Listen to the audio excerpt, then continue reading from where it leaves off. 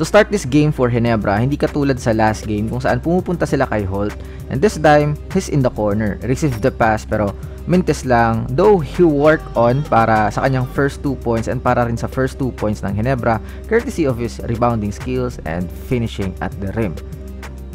For Phoenix naman, maganda yung start nila with the scoring of Tyler Tio. Dito sa fast break, using his body para hindi magamit ni Gray yung kanyang leaping ability.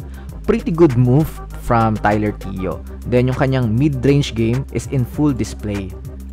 Tsaka sa PNR action, medyo ayaw na ni Japet mag-read ng action.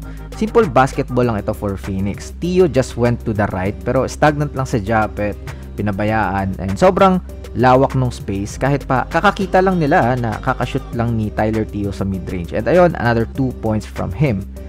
Panoorin din natin tong lucky basket ng Phoenix. Grabe naman kasi yung pasa from a slow cutting Rivero tapos biglang tumalbog papasok ng ring. 2 points for Richie. So, hindi mahanap ni Holt yung kanyang groove sa opening frame kasi he doesn't have a lot of touches and sets para sa kanya. Napunta lang sa kanya yung bola kapag matatapos na yung shot clock and it's hard to get rhythm with that. Buti na lang for Ginebra, pagpasok ng second unit is nagiging good thing na 6-man role si RJ Abarrientos kasi malaya siyang mag-create for himself and hindi siya takot to take those shots. Risky yung decision making niya pero kailangan din talaga for his growth na rin eh. Siya lang din kasi talaga yung nag-i-initiate ng mga quick plays for the team. Dito nung nalaman niya yung broken play na kahit 10 seconds pa, you need to make a move eh. Mintis lang. Siya lang din kasi yung may kusang mag-early attack para sa Ginebra and it is paying off. And one pa nga dito eh. 11 first quarter points from RJ Abarrientos and 8 points from Tyler Tio. With that momentum, nakapundar ng 18-point lead yung Ginebra sa second frame. Pero paano natapyas ng Phoenix yon?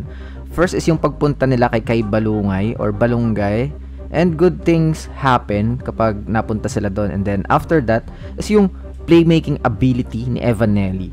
Galing sa pasaw or tira niya yung run ng Phoenix.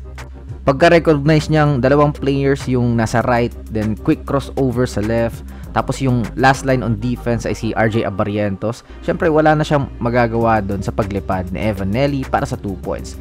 Tsaka uminit din talaga si Richie Rivero hitting from the outside and then this happened. Patuloy kasi yung pag-space ng Phoenix big man sa labas kaya wide open yung paint once na merong nag-drive. And this is Richie Rivero.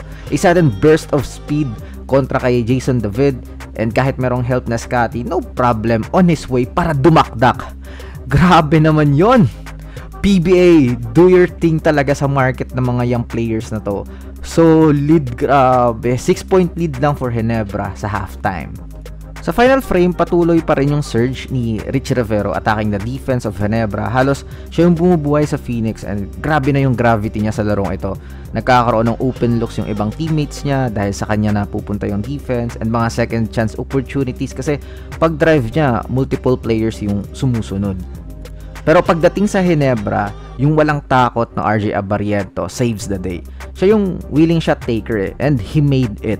Tsaka yung effort ng Ginebra sa possession na to. Troy and Scotty giving their all para lang makuha yung puntos na to.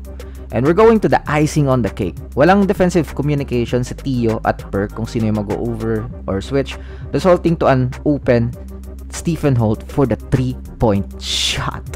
What a game! Solid performance for Richie Rivero. Some takes for them is nasobrahan yung usage ni Richie kasi sa kanya yung third quarter, then wala na siyang rest sa final period.